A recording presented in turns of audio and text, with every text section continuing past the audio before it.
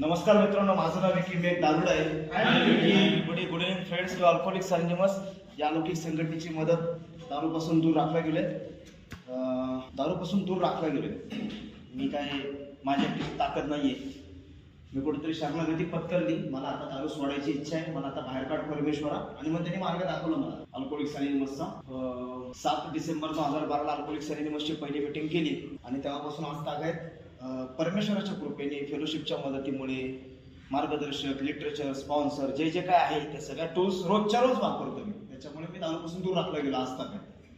त्याला काही वर्षांचा तो प्रवास लोटलाय आणि आजही तो वन डे ॲट अ टाइमच्या हिशोबाने प्रवास सुरू आहे. आजचा विषय दिलाय नैतिक अधःपतन. आणि आता बोलता बोलता नेमकी चेअरमन बोलले की स्पिरिच्युअल बँक्रप्सी, आध्यात्मिक अवनती ज्याला म्हणू शकतो, स्पिरिच्युअल मॅलडी सुद्धा म्हणू शकतो, आध्यात्मिक आजार सुद्धा म्हणू शकतो. की हा आजार इतका भयानक आहे. माझ्या आयुष्याची दुर्दैवानी मॅन्युफॅक्चरिंग डिफेक्ट आहे माझा. मी जसा जन्माला आलो तेव्हापासून मला माहित नाही की काही छोट्या छोट्या गोष्टी माझ्या आयुष्यात अशा घडत गेल्या. माझ्या सराउंडिंग इथं म्हणतात ना, आपण प्रियांबल मागाशी वाचत होता आपला बांधव, की त्यांची घडणच तशी आहे. तर घडणच अशी झाली माझी. माझा परिसर, जिथे मी लहानाचा मोठा झालो, आई वडील असतील, फॅमिली असेल, बॅकग्राऊंड, की त्यांनी मला संस्कार देण्याचा चांगला प्रयत्न केला. मी सुद्धा त्या नैतिक मूल्याला धरून सांगण्याचा प्रयत्न करत होतो. पण नेहमी माझी ओढ ज्या नको गोष्टी सांगितल्यात ना, कारण तिकडे जास्त असायची लहानपणापासून. विशेषतः पैशाबद्दल बोलेल मी. 7-8 वर्षांचा होतो तेव्हापासून ते कॅडबरीचं वेळ लागलं होतं. 5 स्टार कॅडबरीचं एकदाच खाल्ली होती. एवढी आवडली होती की दिवसातून 7-8, 8-8, 15-15 कॅडबरी खायचो. त्याच्यासाठी ते 5 रुपये जे मिळवायचे, मग त्यासाठी सतत खोटं बोलत राहायचं घरामध्ये. मला आठवतं काहीतरी मी 8 वर्षाचा असेल आणि बहिणीच्या पर्समध्ये तिने 5 रुपयाचा कॉईन ठेवताना मी पाहिला होता. आणि मला कॅडबरीची तल्लप झाली होती खायची. तल्लप म्हणजे आपल्या भाषेत जसं आपण म्हणतो दारू पिण्याची तल्लप झाली, ऑब्सेशन, आसक्ती. तसंच मला ती कॅडबरी खायची. 8 वर्षाचा असताना ऑब्सेशन आलं होतं, खायचीच आहे. तर म्हणतात आता आईला पैसे देणार नाहीये, सकाळचा मोठा संपला आपला 2 कॅडबरींचा. म्हणून मी ते बहिणीच्या पर्समध्ये ते 5 रुपयाचा कॉईन चोरलेला मला आठवते. आता घरातून तो 5चा कॉईन जाणार नाही, असा काय होणार नाही, असं होऊच शकत नाही. त्यामुळे तो कुणी घेतला हे सांगायची काही गरज नव्हती. त्यामुळे तो टार्गेटला बरोबर मी सापडलो. आणि पहिल्याच दिवशी मला त्या चोरीत मी लगेच सापडलो. लहान होता, 8 वर्षाचा मुलाला काय करायचं, लगेच सापडलो. नाही बोललो आणि फटके बसले. आणि आई बोलली याच्या पुढे कधी चोरी करायची नाही. पण मी ऐकणार थोडीच आहे. लहानपणापासून मी थोडंसं ओपनच शेअरिंग करणार आहे. म्हणजे हे नाही, जर का ॲनरोल तुम्ही जात असाल तर बसू शकतात. पण ती गोष्ट गरजेची आहे. म्हणजे माझ्यासारख्या अल्कोहोलिक माणसासाठी खूप प्रॉब्लेमॅटिक आहे सगळ्या गोष्टी. त्याच्यामुळे लहानपणापासून असलेलं सेक्सबद्दलचं आकर्षण माझं आयुष्यात 9-10 वर्षांचा असेल. आणि लहानपणीच शोध लागला होता. डॉक्टर म्हणजे नैतिकतेला धरून ज्या ज्या गोष्टी करायच्या असतात त्या गोष्टी माझ्याकडून कधी झाल्या नाही. मी नेहमी आहे ना, ज्या गोष्टी नाही सांगितल्यात ना करायला जगाने, त्याच्या बरोबर उलटा वागवून येतो. मला एकदा सांगितलं ना, तिथं बोट लावू नको, करंट लागणार आहे तिथं बटनाला, मी लावून बघणार आधी खरंच लागतोय का करंट, आणि मग विश्वास ठेवणार. माझा प्रॉब्लेम आहे, मी दुसऱ्यांच्या अनुभवातून शहाणा होत नाही. मी स्वतः अनुभव घेतो आणि मग मी शहाणा होतो. आणि लहानपणापासून ही घडण आहे. 4थ्या पायरीमध्ये उल्लेख सापडतो या वाक्याचा की आम्ही आमच्या नैतिकतेचा, म्हणजे मॉरल नैतिकतेचा शोधक आणि निर्भय आढावा घेतला. हे मी जे तुम्हाला आता शेअर करतो हे सगळं 4थ्या पायरीच्या अनुषंगाने. मला हे कधी माहीत नव्हता. हे कधी लिहायच्या, आता जे मी शेअर करतोय ते लिहायचे कधी वेळ येईल माझ्यावर. पण मी हे सगळं शेअर केलं, हे सगळं लिहून काढलेलं आहे. सगळ्या गोष्टी 4थ्या पायरीमध्ये नैतिकतेचा शोधक आणि निर्भय आढावा. मुळात मी दारुडा का झालो आज मोठा प्रश्न आहे मला. माझी आज ओळख काय आहे, म्हणजे विराट कोहलीची ओळख काय आज, एक क्रिकेटर, एक मोठा महान क्रिकेटर. त्याच्या आईवडिलांची ओळख काय, विराट कोहलीचे आईवडील. त्याच्या मित्रांची ओळख काय, विराट कोहलीचे मित्र बरं काय. आणि माझी ओळख काय, माझ्या घरच्यांची ओळख काय, बेवड्याची आई भाऊ, बेवड्याची बायको, बेवड्याचा भाऊ, दारुडीची बहीण. या तो बेवड्या का ते पितात ते सगळे मित्र आहेत, ते सगळे बेवडी कंपनी. ही ओळख आहे माझी. आणि मला नेमकं कळत नाही मी नेमका दारुडा का झालोय. मी दारू पिल्यामुळे दारुडा आहे का मुळातच आध्यात्मिक दृष्ट्या आजारी असल्यामुळे मी दारुडा आहे. हातात दारू आली म्हणून दारुडा आहे. गांजा आला तर गांजाडी, ड्रग आला तर ड्रगिस्टी, जुगार आला, पत्ते आले जुगारी. हे फक्त ऍडिक्शनचे सिम्पटम्स आहेत, हे बाह्य लक्षणे. मुळात मी का दारुडा आहे. मला माझ्या परिस्थितीच्या मुलाशी जावं लागेल. मला खोलवर माझं संशोधन करावं लागेल, माझा शोध घ्यावा लागेल. मला ह्या वर्गात येऊन बसायची वेळ का आली आज, मीच का बसले आता इथे या वर्गात. लाखो लोक आता दारू पित आहे. हडपसर सारख्या भागामध्ये मी आता उभा आहे. जिथे आता गोते बार वाईन शॉप सगळं फुल. आता तर आज रविवारच आहे, दुभाबळच आहे आज. मीच का वर्ग त्यातला इथं? प्रश्न आहे ना. तडफडतायत लोक. त्यातले काही लोक म्हणतात अरे अल्कोहोलिक्स अनोनिमसचा मेसेज मला का मिळत नाहीये, म्हणजे माझी दारू का सुटत नाहीये, तरी पितायत, थरथरत्या हाताने पितायत. दारू प्यायची इच्छा नसताना प्यावी लागते आता काही जणांना. पण त्यांना आता माहित नाही बंटर शाळेत आतमध्ये मिटिंग चालू, मीच का बसलोय, माझ्यासाठीच का बाकडा आहे. मी असं काय पुण्याचं काम करून आले, माझी इथे निवड झाली, काय पुण्य नाही केलेले मी. मला संधी मिळाली आता फक्त जगण्याची, अजून एक संधी. आता तरी वाचव स्वतःचा जीव. आता इथं ना ऐकलं असतं काही खरं नाही. आणि मला ती संधी मिळाली आता जिवंत राहण्याची. पण त्या संधीमध्ये मला आता माझा शोध घ्यायचा आहे. मीच का ह्या बाकड्यावर बसलो आता. मला एवढ्या अतिरिक्त प्रमाणात मद्यपान का करावं लागलं. बाकीचे पण माझे मित्र पितायत ना, ते कसे आज व्यवस्थित पितायत. एका विशिष्ट त्यांना बाटलीचं झाकण उघडता येतं, लावता पण येतं. मला फक्त बाटलीचं झाकण उघडता येतं, लावता येत नाही. एकच तोंडाला लागली की थांबता येत नाही. जाताना ठरवून जातो एकच क्वार्टर प्यायची, एक येतो एक खांबा पिऊन. जाताना ठरवतो एकच फुगा प्यायचा, 2 फुगे पिऊन येतो. मला मापात पिता येत नाहीये. बरं दारू पीत मी ठरवतो, पण आता दारू सोडायची. कधीपासून? उद्यापासून. मग सकाळी उजाडतो, सकाळपर्यंत मी एकदम फ्रेश असतो. दुपार होती, संध्याकाळ होती, 5 वाजले की घंटी वाजायला लागते, 7 वाजता बारमध्ये. चला दारू पण सोडता येते स्वतःच्या जीवावरती. सोडता येते तर 10 दिवस टिकते, 5 दिवस टिकते, 1 महिना, 6 महिने, 8 महिने, 1 वर्ष, 2 वर्ष. परत हातात क्लास येतोय. मला दारू पण पिता येत नाही, सोडता पण येत नाही. प्रॉब्लेम काय माझ्या नेमका, माझ्या हातात परत परत परत परत ग्लास काय येतोय तो. आणि त्यासाठी आजचा जो टॉपिक आहे ना, त्याचा मला खूप फायदा झाला. मी दारू नाही पिते, मी मिटिंग करतोय, तरी मी अस्वस्थ आहे, चिडचिड आहे, वैतागलेला आहे, असमाधानी. मला रसच नाही जगण्यामध्ये. मला निरस वाटते आयुष्य कधी कधी. सॉक्रेटिसचे एवढे वर्ष झाल्यानंतर कधी कधी अचानक झटका येतो मला. आता माझ्या येताना मला कॉल येत होता. मी आता बारामतीवरून आलो, जस्ट डायरेक्ट बारामतीवरून डायरेक्ट इकडेच पोहोचलोय. बरोबर 5:45 निघालो. 7:07 वर्गात टच होतो मी शाळेत. आम्हाला येताना ते मोरगावच्या इथे एकाचा फोन आला. अरे मुलं म्हणतात माझे खेळत आहेत झोक्यावर, बायको त्या एका लेडीज सोबत बोलतील, मुलांकडे लक्ष देतील, मी एका झाडाखाली बसून तुझ्याशी फोनवर बोलतोय. म्हटलं काय झालं? काय नाही म्हणलं, निरस वाटते, अस्वस्थ वाटते, भीती वाटते, देव आहे का नाही विश्वास, शंका निर्माण होते, जगण्यामध्ये माझ्याच येत नाहीये. आणि व्यसनापासून, दारूपासून 2-10 वर्ष, 2-5 वर्ष झाली सोबर आहे. प्रॉब्लेम काय नाही. अरे म्हटलं मुलं खेळतात, त्यांचा आनंद घे ना, त्यांच्यासोबत जा, तिथं बघ ना, मुलं चुकून पडली बिडली, लक्ष देऊ तिकडे नाही. नाही म्हणा, मनच लागत नाही, आनंदच घेता येत नाही. काय प्रॉब्लेम आहे? दारूपासून लांब आहे, तोंडाला दारूचा वास नाही, बरीच महिने बरीच वर्ष, पण अस्वस्थता काय. आणि तेव्हा मी शोधायला लागलो ज्यावेळेस की मी दारूपासून लांब असताना सुद्धा मला सॉक्रेटिसच्या 7 वर्षानंतर अस्वस्थ का वाटत होतं, चिडचिडा का होत होता. आणि ज्यावेळेस मी इन्व्हेंटरी घ्यायला लागलो, मॉरल फेअरलेस, निर्भयपणे, काटेकोरपणे आढावा घ्यायला लागलो, त्यावेळेस मला माझी उत्तर सापडायला लागली की अरे दारू पिल्यामुळे दारुडा नाहीये मी. खोलवर रुजलेल्या भावनिक जो गोंधळ आहे माझा, त्या भावनांचा बाह्य आविष्कार म्हणजे माझा मद्यपाश आजार आहे. तो मला सतत भाग पाडतोय वागायला असं. आणि मग मी शोधायला लागलो की मी दारू पित नव्हतो तेव्हाही नैतिक आदतपेतून माझ्याकडून होत होतं. मी दारू पित असतानाही होत होतो, आणि दारू थांबल्यानंतरही सॉक्रेटिसमध्ये होत होतो. छोट्या छोट्या गोष्टीत मूल्य, नैतिक मूल्य. नैतिक मूल्य म्हणजे काय? नैतिकता म्हणजे काय? नैतिक आणि अनैतिक म्हणजे काय? अजून सोपं जर करायचं झालं तर योग्य आणि अयोग्य, चांगलं आणि वाईट, बस. नैतिक आदतपतन म्हणजे मी चुकीचा कसा वागलोय. आज मला तुम्हाला 1 तास एवढं सांगायचंय, 3 तास तर बोललो तरी कमी पडेल. मी किती चुकीचा वागलोय, चुकीचा वागलोय सांगायला मला 3 तास कमी पडते.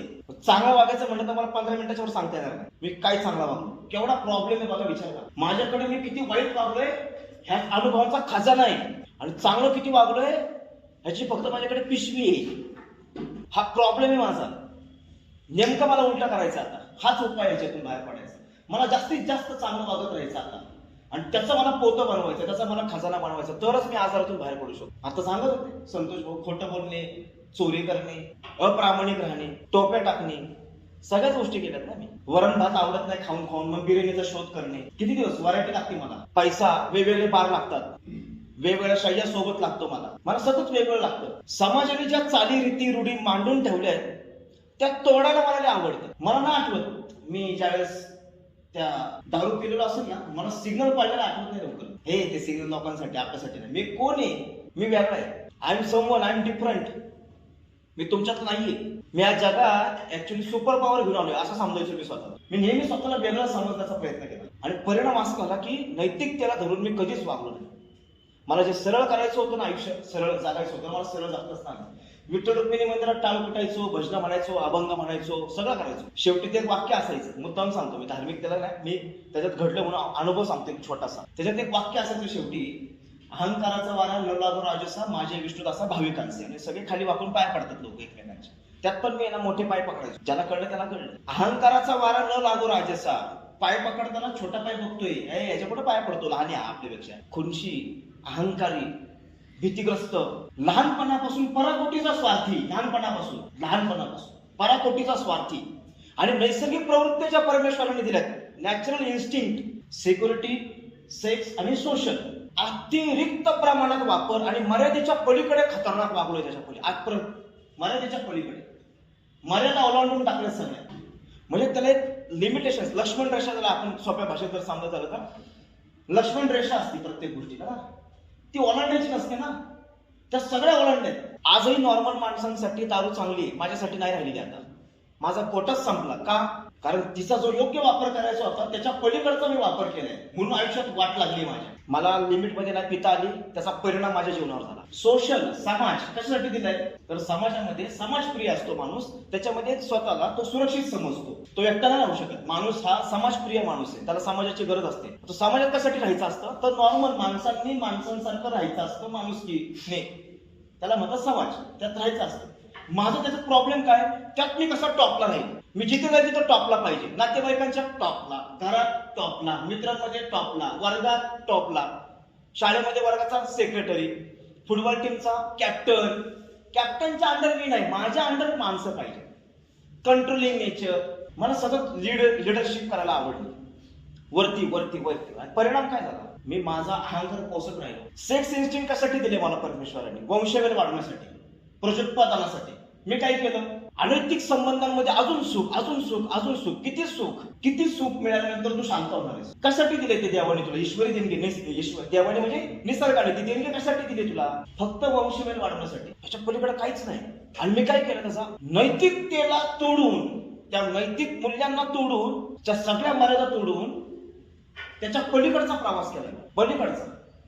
वयाच्या 16व्या वर्षी रेड लाईट एरियात एंट्री झाली, दारू प्यायला सुरुवात झाली वयाच्या 16व्या वर्षी. 16व्या वर्षी रेड लाईट एरियाची ओळख मित्राने करून दिली. पहिल्यांदा जरा त्रास झाला, चप्पलच काढून घेतली, पैसेच काढून घेतले, मोबाईल काढून घेतले, नेहमीची लफडे असतात एक दोनदा केलेली. नंतर ऍडजस्टमेंट झाली सगळी आणि नंतर डेअरिंगच वाटली. ज्या गोष्टीची लाज वाटायला पाहिजे आता त्या गोष्टीचा अभिमान वाटायला लागलाय. मोठा झालो बरं का आता आपण, अजून मिस्त्रुटा पण नाही फुटलेलं. वय वर्ष 16 आहे, दारू पितो बरं का मी. पटकन मोठं व्हायचं होतं मला, नॉर्मली नॅचरली मोठं नव्हतं व्हायचं मला पटकन मोठं व्हायचं होतं. मला पटकन पैसे कमवायचे होते, मला पटकन गाडी घ्यायची होती, मला पटकन फ्लॅट घ्यायचा होता. मला स्पीड मध्ये माझा ग्राफ होता. 18व्या वर्षी 800 कार, मग एक फ्लॅट, रोजचे 10,000 रुपये. मग पैसा कुठून येणार, 30 रुपये पॉकेट मिळायचा, पॉकेट मनी दिवसातून घरात. कॉलेजला गेलो की 30 रुपये, 30 रुपयाचं काय होणार. हुक्का प्यायला गेलो तर 600 रुपयाचा एक हुक्का आहे, एक 600 रुपयाचा हुक्का आहे. दिवसाला 2 हुक्का, 2 ते 3 बियर, सिगरेटचे 1 ते 1.5 पॅकेट, दिवसाचा खर्च 1000-1200 रुपये.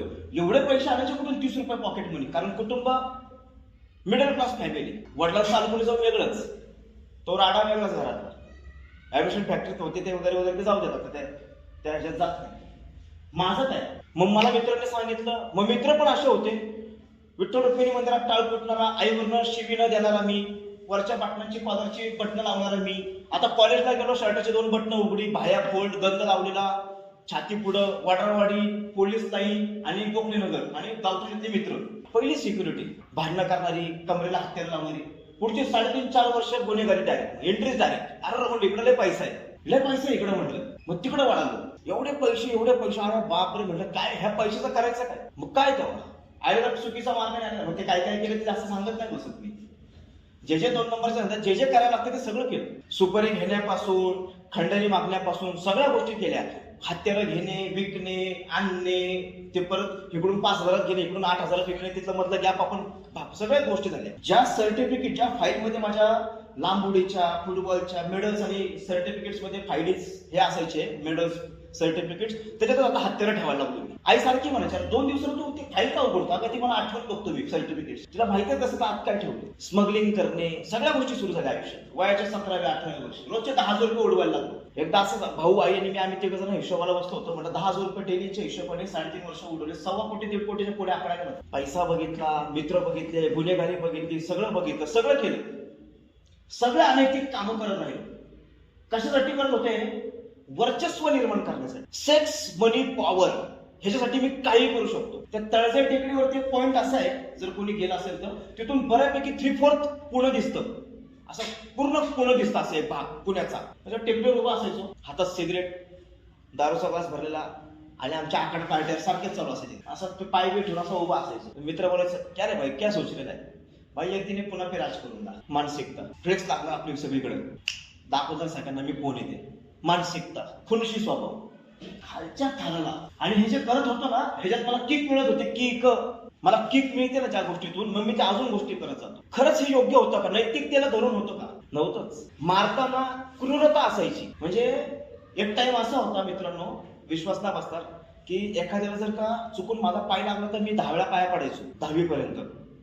आईवरनं शिवी दिलेली आमची गोष्ट. म्हणजे एखाद्याने शिवी दिली तर त्याला म्हणायचो, अरे तुला पण नाहीये, असं नाही बोलायचं राजा, असं नसतं करायचं. तोच न्यूनगंडात आणि लहानपणापासून दाबलेल्या ज्या भावना होत्या ना माझ्या, त्या अशा फुटल्या डायरेक्ट. दारूने अशा ना भडका उडवला त्या भावनांचा. न्यूनगंडाची भावना, रंगाचा तिरस्कार, स्वतःच्या चेहऱ्याचा तिरस्कार, ऍक्सिडेंट झाले होते बरेचसे त्याचा तिरस्कार, देवाबद्दलचा राग. त्याच्यामुळे असं खुनशी झालो होतो मी आतल्या. आणि ते नेमकं दारूने मला असा एक्सप्रेस केला, बाहेर काढला. माझा दाबलेल्या भावना अशा बाहेर काढल्या दारू. घरामध्ये पण तसंच वागलं माझं. माझी आई मला आठवते चांगलं, की म्हणजे असं बेकार वागायचं असताना मला आई आठवते की 2 वर्ष कंटिन्यू माझं पिणं आणि ते वागणं बेकार झालं होतं माझं. ती शर्टाची बटणं, ती स्टाईल, ती नॅपकिन असं लटकलेला खाली असला मोठा, ते गुन्हेगारी स्टाईल, एकदम व्हाईट नॅपकिन आणि पिंक कलरचं नॅपकिन असायचं, एकदम शुभ्र. आणि 800 कार त्याच्या अर्ध्या तासा खाली, पल्सर गाडी मित्राची, त्याला बुलेटचं सायलेन्सर, काहीतरी वेगळंच. आणि ते डेंजरस गाणं मायकल जॅक्सनचं, त्याचा बेस ते जोरात वाजतो. आणि मारुतीचं गाणं जय हो पवन कुमार, त्याचा बेस ते जोरात, तेच गाणी लावायची फक्त सारखी. DMCC, MMCC, modern college, FC college, दहशत. हातात सिगरेट, एका हातात दारूची बाटली, शर्ट कमरेला लावलाय, बनियनवर, पाऊस वरतून येतोय, भुरभुर पाऊस. इकडे मुली बसतात पॅव्हलियन मध्ये, इकडे मुलं बसतात. Direct entry. मुलींच्या इथं जायचं क्राऊड मध्ये, मुली पळून जायच्या. घाबरली का नाही? अरे घाबरत नव्हती, तिला लाज वाटत होती. नैतिक अधपतन. ज्या गोष्टींची लाज वाटायला पाहिजे त्या गोष्टींचा अभिमान वाटायला लागला. 3ऱ्या मजल्यावरनं सरांना मारत मारत खाली आणलंय. त्यावेळेस झुंजारराव सर होते मॉडर्न कॉलेजचे प्रिन्सिपल. 7-8 पिंजरा गाडी घ्यायला आलेत मला. ते माझे मित्र आहे, त्याचं नाव तिथं ते स्टेटस तिथे खूप मोठं त्याचं, गोरक्षण करताना म्हणून. त्यांनी मध्यस्थी केली, ते सगळं प्रकरण मिटवलं, म्हणून मी वाचलो. आता मी मस्त माझं कामच होतं. तिथून मला बाहेर काढलं आणि मी परत प्राऊडी मिळवायला लागलो. बघ कसा मारला पोरं दहशत. मित्र पण असे सगळे, ते क्राऊडनीच फिरायचो सिक्युरिटी शोधत. तर मी असं वागत जे पॉइंट सांगत होतो ना तुम्हाला, तर ते मुद्दाम हे सांगावं लागलं मला, की आई मला घरी म्हणायची, घरी गेल्यावर भाई जेवायला वाढू का, भाई पाणी देऊ का, इस्त्री करून ठेवलेत भाई तुमचे कपडे. आई मला लय भारी वाटायचं त्यावेळेस. आता तुम्ही हसताय ना, आता मला लय वाईट वाटतं. आता मला लाज वाटते त्या गोष्टीची, की आईला मला मी काय लेवलला घेऊन गेलो. तुमच्या लक्षात ना आलं मी काय बोललो ते. आता थोडंसं विस्तृतपणे सांगतो. आता माझ्या आईला मी वेटरची ट्रीटमेंट द्यायला सुरुवात केली त्या 2 वर्षात. बार मध्ये बसल्यानंतर ज्या पद्धतीने मी वेटरला बोलायचो ना, ए तुझे बार पटकन, कळतं का नाही तुला, नाटक करतो का, हे वाढतोय जेवण, तर फेकून ताट. सेम ट्रीटमेंट घरामध्ये मी आईला द्यायचो. म्हणून माझी आई मला भाई म्हणे, कारण ती घाबरायची. माझी ताकद वाढली होती त्यावेळेस, मी खैस झालो होतो. लाजीरवाणी गोष्ट होती. मला त्याचा पण अभिमान वाटायचा, आपली आई आपल्याला भाई म्हणते, येडे चाळे नाही करायचे. वाईट वाटायला पाहिजे होतं ना मला, नाही वाटलं. हे तरी मी तुम्हाला आता सगळं पिण्याच्या ज्यातलं सांगतो. अल्कोहोलिक सॉइल्सचा मेसेज मिळण्यापूर्वी मला कोणाशी कसं वागायचं, म्हणजे मला माणसांमधलं सुद्धा प्रेम न कळलेला माणूस आहे. मला माझ्यावरती माणसं प्रेम करतात हे सुद्धा मला कळत नव्हतं. मला जबाबदारी नावाचा हा शब्द आहे ना, जबाबदारी, रिस्पॉन्सिबिलिटी, ना मला तुम्ही स्वतःची घेता आली, ना मला कुटुंबाची घेता आली. पायातली चप्पल मी कुठल्याही थराला जाऊन विकृत पद्धतीने मागू. अल्कोहोलिक अनोनिमसचा मेसेज मिळाला, दारू थांबली, याचा अर्थ नैतिक अधपतन थांबत नाही बरं का. आता असा माझा गैरसमज झाला होता. माझी आई बोलली होती, तू दारू सोड रे, तू सोन्यासारखा आहे. खैसे मी दारू सोडल्यानंतर डेंजर असतो. मी दारू सोडल्यानंतर अजून भयानक आहे मी. कारण मद्यपाशातलं मद्य थांबतं, पण ते पाश आहेत ना, ते माझं आयुष्य चालवायला लागतात. ते पाश म्हणजेच स्वभाव दोष, खतरनाक चालवतात माझं आयुष्य. तिथून खरा प्रवास सुरू होतो. दारू थांबल्यानंतर खरा आजार सुरू होतो. म्हणतात ना, तुझी प्रचिती यायला लागते पहिल्या वर्षानंतर. सॉब्रायटीच्या पहिल्या वर्षापासून पिंक क्लाउड स्टेज, गुलाबी डब, अरे वा वा वेलकम, येत राहा, मस्त रे, टिपिटअप, जमतंय, लिप आला, घे मीटिंग, घे 90 दिवसाचं टोकन, छान छान छान छान. जसं वर्ष संपतं, बापरे, बहिणीबद्दलची रिझाईनमेंट कुठे गेली होती माझी. 8 महिन्याच्या सॉब्रायटी नंतर आईचे तिचे वाद झाले. गरम पाण्याचं पातेलं फेकून मारलं होतं तिच्या अंगावरती, आंघोळीचं ठेवलेलं मला. घरातला 3.5 वर्षाच्या सॉब्रेटर टीव्ही आणि कपाट फोडलं होतं. सॉब्रेटीमध्ये निष्पाप जीवाचा हातून बळी गेला. काही नाहीये, दारू नाही पिलेलो. सॉब्रेटीमध्ये घरचे म्हटले घरात राहू नकोस, गेट आउट. माझ्या स्वार्थासाठी मी कोणाचाही वापर करू शकतो, कुठल्याही थराला जाऊन. मी मैत्री करतो, ओळख करतो आणि वापर करून घेतो. आणि मग काय नाही, ऑफिसमध्ये जिथे कामाला गेलो तिथे एक कलिग होती. गाळ्यात पडायचा विचार आला. 2.5 वर्षानंतर स्लिप व्हायचे चान्सेस होते. वाचलो, मदत मागितली म्हणून वाचलो. मी आजही नैतिक अधःपतनाच्या चक्रात अडकलेलो असेल ना, तर चान्सेस जास्त आहेत परत दारू पिणे. कार्यक्रम घेतोय, कार्यक्रम समजून घ्यायचा प्रयत्न करतोय. 7 वर्षानंतर मार्गदर्शक आधीच घेतला होता, पण त्याचा वापर करून घेत नव्हतो. वापर म्हणजे उपयोग करून घेत नव्हतो. फक्त ठेवला होता नावाला, मला स्पॉन्सर आहे. कशासाठी? फक्त आहे. वागणं सगळं बाहेर. लोकांसोबत डील करता येत नव्हती. कुटुंबातला सदस्य होता येत नव्हतं. अल्कोहोलिक्स अनोनिमसचा सदस्य येत नव्हतं. कामाच्या ठिकाणचा एक नोकरदार चांगला होता येत नव्हतं. समाजातला घटक होता येत नव्हतं. समाजातला ह्या देशाचा नागरिक होता येत नव्हतं. मला काहीच नाही, नुसता विक्षिप्तपणे सगळे नियम धाब्यावर मांडणारा. अल्कोहोलिक्स अनोनिमसच्या मीटिंग मध्ये छोटी छोटी गोष्टी, मला कसं बसायचं याचं सुद्धा ज्ञान नव्हतं. माझा मोबाईल सायलेंट पाहिजे, मी मीटिंग सुरू व्हायच्या 10 मिनिटं आधी यायला पाहिजे. माझा होम ग्रुप असेल तर, म्हणजे माझी जबाबदारी. मला जे शिकवलं मीटिंगला आल्यानंतर पूर्ण शांत पाहिजे. व्हरांड्यात मोठ्याने बोललं नाही पाहिजे फोन आल्यानंतर, जेणेकरून माझ्यामुळे मीटिंग डिस्टर्ब होणार नाही. ही नैतिक मूल्यच नव्हती. मला पाहिलीच नाही. मला सुभाषरावांनी शिकवल्या गोष्टी. त्यांनी म्हणजे बसून नाही शिकवल्या मला, मी ऑब्झर्व केलं त्यांना.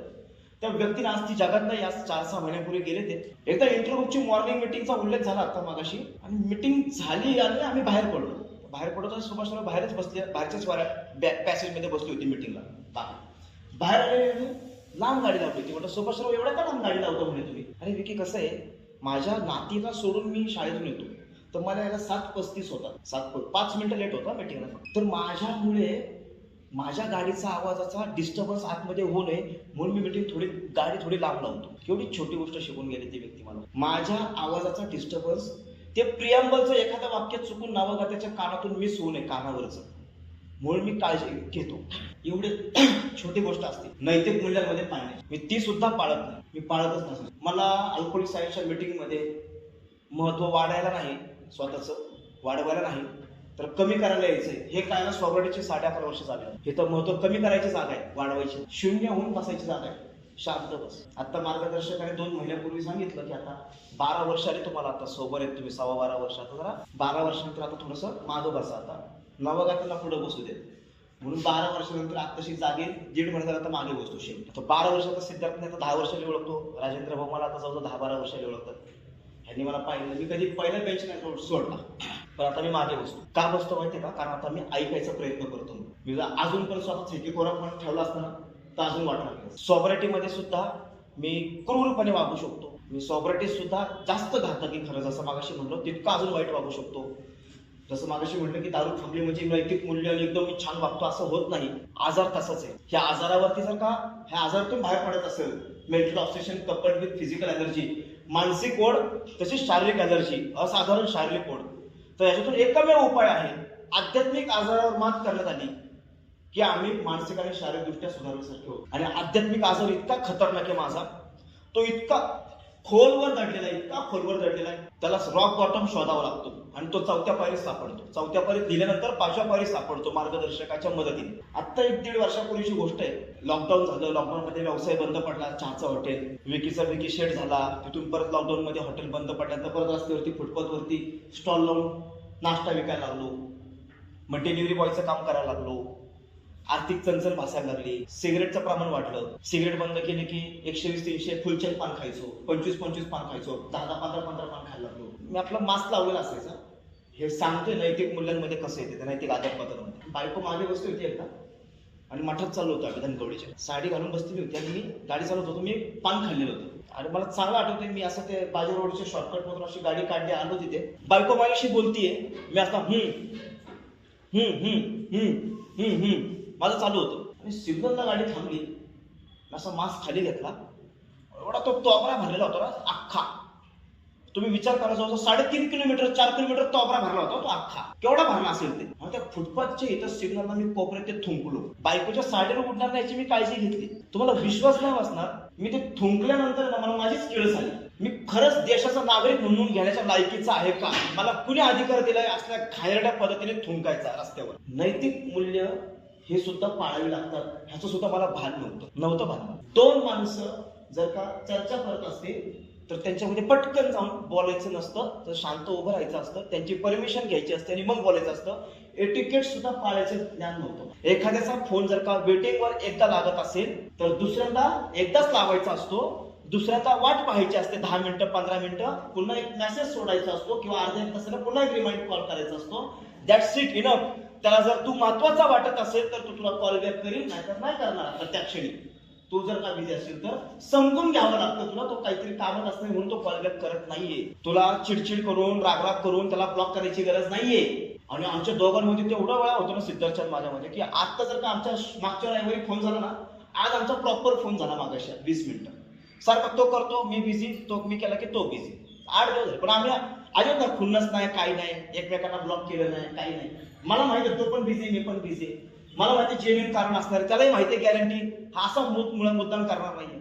आज नाही ती मॅच्युरिटी थोडीशी आली, थोडीशी. आता मी असे मित्र बघितले ना, फोन ना उचलला, दुसऱ्या दिवसापर्यंत वाट बघतात, डायरेक्ट ब्लॉक करतात. 2-2 वर्ष अनब्लॉक केलं नाहीये मेंबरला ज्यांनी जीव वाचवलाय त्यांना. नाही, ज्या गोष्टी मी तिकडे केल्यात ना बाहेर, त्या आता इथे करून नाही चालणार. मला शिकायच्या आहेत छोट्या छोट्या गोष्टी आणि मी ते शिकायचा प्रयत्न करत असते. छोट्या छोट्या गोष्टी असतात आयुष्य. कार्यक्रमाने खूप मोठी सजगता म्हणतात ना, जागरूकता दिली. मला आठवतं एक प्रसंग की लहानपणापासून आहे ना, जे अनैतिक मी वागत होतो ना, चुकीचं, मी त्यालाच नैतिक समजत होतो. आणि असंच वागायचं असतं, खोटं बोलायचं नसतं. मी खोटं इतकं लिटून बोलायचो की समोरच्याला ते खरं वाटायचं.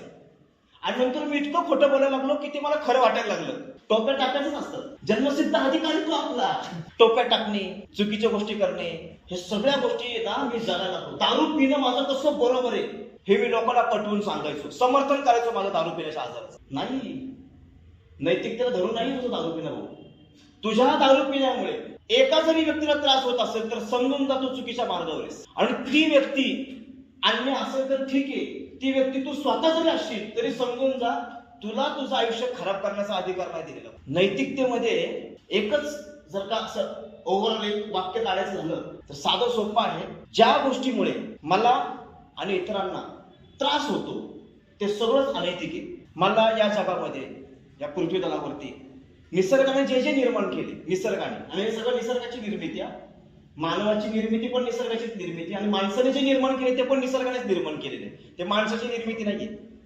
ह्या जगातली निसर्गाने निर्माण केलेली कोणतीच गोष्ट उद्ध्वस्त करण्याचा मला अधिकार नाहीये. मी जर का चुकूनही कोणाचा डिस्टर्ब करत असेल, एका व्यक्तीला जरी, तरी समजून जायचं मी अनैतिक पद्धतीनेच वागतोय, अयोग्य वर्तन आहे ते माझं. एक जरी व्यक्ती माझ्यामुळे डिस्टर्ब होत असेल तर मी इथे मग छान असतो.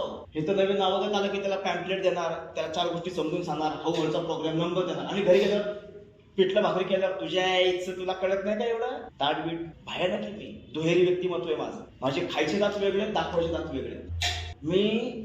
मला जर का माझ्यासाठी एखादी व्यक्ती तिचं घरदार सोडून लग्न करून जर माझ्या आयुष्यात आली, ज्याला बायको, हा समाजाने दिलेलं नाव आहे बायको आहे, तर माझी जबाबदारी तिच्या सुखदुःखांमध्ये मला तिला सहकार्य केलं पाहिजे. मागच्या मार्च महिन्यामधली गोष्ट आहे, इतके वाद वाढत गेले, इतका मानसिक, जे मागाशी लॉकडाऊनचं मी सांगत होतो ते पुढे कट झालं होतं ते आता कंटिन्यू करतो. इतका मानसिक थकवा, आर्थिक विवंचना, मित्रांकडून पैसे घ्यायचो मदतीस, नाही का, मदत करा, 5,000 पाठव, 2,000 पाठव, 5,000 पाठव, असे करत कर्ज. हे मेंबरकडून जवळच्याच जे चांगले संबंध त्यांच्यासोबत. बायकोनी कामाला जाऊन म्हणून तिला फोर्सफुली मागं लागणे, तिने कामात मदत नाही केली, पाणी भरताना की तिला सतत बडबड करत राहणे, मानसिकदृष्ट्या टॉर्चर करणे, आणि इतका मनस्ताप की कधी हात न उचलणार. मी परत पहिल्यांदा आयुष्यात लग्नानंतर, लग्न झाल्यानंतर पहिल्यांदा हात उचलला, लास्ट इयरची गोष्ट. नैतिक मूल्यात नाही बसत बरं काय. आणि रात्रीची वेळ होती, 11:45ची. हॉलमध्ये सासू आणि मेहुणी बसलेली होती. आमचं किचनमध्ये हा प्रसंग घडलेला होता, त्यामुळे त्या दोघींना काहीच माहिती नाही इथं काय घडलं. बायको रात्री 11 वाजता घर सोडून बाहेर निघाली. फोन लावते, फोन उचलत नाही, काही नाही. प्रश्न, मी टेन्शन मध्ये बसलो, मी काय फोन नाही केला. एगो माझा स्ट्रॉंग आहे ना, मी फोन बिन नाही करत, चल यायचं ते नाही तर. फाटली होती. 11:30 पावणे-12ला घरी आली, झोपली ती तिची. मी माझं सकाळी उठलो, रविवार होता नेमका. मार्गदर्शकाचा सकाळीच फोन 9:15ला. म्हटलं इंटरव्ह्यू पाशी आहे, म्हटलं भेटायचं पटकन. मी आपला आवरून बिरून गेलो, आणि त्या दिवशी नेमकी काशीवाडीची मिटिंग होती. मिटिंग झाली, आणि दुपारी आम्ही इंटरव्ह्यूच्या काकड्यावरती, रविवारचा इंटरव्ह्यू बंद असतो आपला पुण्याचा, बसलो. मला मोबाईल दाखवला, म्हटला त्याने मोबाईल ओपन केला, म्हटला नंबर कोणाचा आहे हे बघितलं. आणि म्हटलं बायकोचा नंबर आहे, तुला कसा काय फोन? म्हटलं काल रात्री फोन आला. म्हटलं बायकोकडे ह्याचा नंबर, बायकोला स्पॉन्सर हे माहित होता, पण ह्याचा नंबर. म्हटलं बहुतेक मी वॉशरूमला वगैरे गेलेला असतो, हे मोबाईल लॉक बिक करून नाही का नंबर एमर्जन्सीसाठी सेव्ह ठेवला असेल. राक्षसी हा. तर मला माझा स्पॉन्सर सांगत होता की मला रात्री फोन आला, हा मी नंबर आता ब्लॉक करतोय तुझ्या समोरच, मी परत फोन करणार नाही आणि मला फोन यायला नाही पाहिजे परत. म्हणतात तुझ्या बायकोला काल मी खूप शांतपणे समजून सांगितलंय, तिला शांत केले, म्हणून तुझी आता बायको तुझ्यासोबत जिवंत आहे. कारण ती काल 5व्या मजल्यावरून आत्महत्या करायला गेली होती, मी तिच्याशी शांतपणे बोलल्यामुळे ती आता घरी आली राहते. म्हटलं आपण काय वागतोय सॉव्हर्निटीच्या 11 वर्षानंतर, याची थोडीशी जाणीव आहे का आपल्याला? आपण काय करायला पाहिजे, आपण काय करताय ह्याचा भान आहे का? माझा स्पॉन्सर 2.5 वर्ष सोबर आहे आणि मला 11 वर्ष त्यावेळेस झाली होती, आता 12 वर्ष. म्हणजे काय आहे की माझ्या वागणुकीचा त्रास एखाद्याच्या जीवनाचा, म्हणजे जीवनाचं किती मोठं नुकसान करू शकतो, तर त्याच्या जीवन मरणाचा प्रश्न असू शकतो माझं वागणूक. ह्याचं सुद्धा मला भान नसतं. इतक्या खालच्या थराला जाऊन मी वागू शकतो सोबरायटीत सुद्धा. मला माझं आणि माझ्या कुटुंबाचं आयुष्य उद्ध्वस्त करायला दारू पिण्याची गरज नाहीये मित्रांनो, नाहीये गरज. मी खूप चांगल्या पद्धतीने वाईट वागू शकतो आणि मी फक्त आहे ना मोठेपण आणि खोटेपणाचं आयुष्य जगून लोकांना दिखावा करतो इथे समाजात. माझं लय छान आहे, मी लय मस्त आहे, पण ऍक्च्युली माझ्या बुडाखाली लय मोठी आग लागलेली असते. जो बॉम्ब मागं बसलेल्या मेंबरला, म्हणजे माझ्या स्पॉन्सर्सना, माझ्या रिकव्हरी पार्टनर्सना, सगळ्यांना जवळच्या दिसत असतं मला सोडून. आणि ते मित्र माझ्या काळजीपोटी मला सावध करत असतात, ते मला सावध करत असतात. ते मला फक्त सांगत असतात की भाई कुछ तो गडबड हे दया, चुकीच्या ट्रॅकने चाललायस, सगळ्या मीटिंग कर, टप्प्यात राहू नकोस, होमग्रुपला चिटकून बसू नकोस नुसता. माझा होमग्रुप आणि माझंच आयुष्य, पुढे ये, सर्व्हिस मध्ये ये, वेगवेगळ्या मीटिंग्स कर, वेगवेगळ्या लोकांना ऐक, त्यांच्याशी बोल, स्वतःचं दुःख स्वतःच्या व्यथा बाजूला ठेवून त्यांच्या दुःखात त्यांना समजून घे, त्यांना वेळ दे, स्वतःच दुःख कवटून बसू नकोस आता. आणि ज्यावेळेस मी हे करतो ना मित्रांनो की ट्रस्ट गॉड, क्लीन हाऊस आणि हेल्प अदर्स, तेव्हाच मी वाचू शकतो. परमेश्वरावरती विश्वास ठेवणे, पहिल्या 3 पायऱ्या, क्लीन हाऊस 4 ते 9 पायऱ्या आणि हेल्प अदर्स 10, 11, 12. त्याच्याशिवाय पर्यायच नाही मला. मी जर फक्त माझ्या स्वार्थात आहे ना आतापर्यंत सॉपरेटिव्ह, तर माझं नैतिक अधःपतन व्हायला वेळ लागत नाही. बायकोवरची खुन्नस वाढणार आहे, मला ती दुसऱ्या बाईकडे घेऊन जाणार आहे. मेंबरवरची खुन्नस वाढणार आहे, ती मला दुसऱ्या ग्रुपकडे घेऊन जाणार आहे. लिटरेचरवरची खुन्नस वाढणार आहे. 2 मिनिटं घेऊन थांबतो. मग मी ते लिटरेचर याच्या यायला काय लिटरेचर आणि साहित्य, one day at a time, one day का खंडा, चाललंय ना, सोबर आहे ना, दारू नाही पिते. अरे भाऊ शेण खायचं नव्हतं, तू खात नाही त्याच्याबद्दल कौतुक करून घेतोय. पुढे चल, तुझा वापर, तुझा उपयोग स्वतःला आणि कुटुंबाला आणि समाजाला होते का ते चेक कर, असा माझा मार्गदर्शक खाडसावून सांग. आणि मग अल्कोहोलिक्स अनोनिमसच्या 12 पायऱ्या, मला नैतिक मूल्य म्हणजे नेमकं काय आणि त्याच्यावर कसं सांगायचं ना, तो आतून आवाज यायला लागतो. प्रामाणिक आहेस का, निस्वार्थी आहेस का, हेतू शुद्ध आहे का, आणि त्यात प्रेम आहे का, प्युरिटी आणि लव्ह आणि ऑनेस्टी आणि अनसेल्फिशनेस, हे सगळं आहे का एकदा चेक कर आणि मगच ती कृती कर. आणि ऑटोमॅटिक तुझ्याकडून ती अशी कृती घडेल ना जी नैतिकतेला धरून असेल. आज रस्त्यावरती थुंकणं असेल, सिग्नल पाडणं असेल, वर्गात बसणं असेल, माझा मोबाईल असेल, प्रत्येक गोष्ट मला शिकवून जाते की मला माझ्यामुळे, माझ्या वैयक्तिक जीवनामुळे, माझ्या शेजारच्या माणसाचं, कुटुंबाचं, समाजाचं, या देशाचं कोणाचंच नुकसान होता कामा नये. त्यालाच म्हणतात नैतिकतेला धरून जगणे. आणि ते जगणं मला अल्कोहोलिक्स अनोनिमसच्या 12 पायऱ्या शिकवतं. हा माझा अनुभव आहे स्वतःचा. असं म्हणत मी पूर्णपणे जगतोय, थोड्याफार प्रमाणामध्ये दिवसातून 1-2% जगलं जातं मित्रांनो, बाकी सगळ्यात चुका होतात. पण सुदैवाने रात्री झोपताना चुका कळतात, दुसऱ्या दिवशी परत त्या सुधारल्या जातात, पुन्हा नव्याने दिवसाची सुरुवात केली जाते आणि स्वतःवरती प्रेम करता येतं, इतरांवरती प्रेम करता येतं आणि शांतपणे जगता येतं. विषय खूप मोठा आहे. बोलायला लागलो की मी मागेच म्हटलं की अजून डीपने मला काय बोलता आलं नाही. मी ऍक्च्युली यातला फक्त जेवढा पटकन वेळेत ऍडजस्ट करते तेवढा मी कव्हर करण्याचा प्रयत्न केला. मी जे ठरवून आलो ते वेगळं होतं, पण जेवढं काय मला शक्य बोलता आलं तेवढ्या वेळामध्ये तेवढं मी बोलायचा प्रयत्न केला. आपण मला बोलायची संधी दिली. मुक्ती समोर सर्वांनी शांतपणे ऐकलं. धन्यवाद.